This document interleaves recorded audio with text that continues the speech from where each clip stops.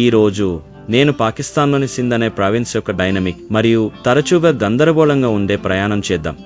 ఇది సంస్కృతి మరియు చరిత్రలో గొప్పది కానీ స్వయంప్రతిపత్తి మరియు మహిళల హక్కుల కోసం పోరాటాల ద్వారా గుర్తించబడింది. మొదట చరిత్ర.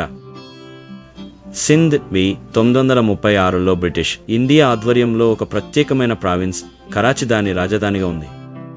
కానీ 1955లో ఇది ఒక యూనిట్ చట్టం ప్రకారం పశ్చిమ పాకిస్తాన్లో విలీనం చేయబడింది.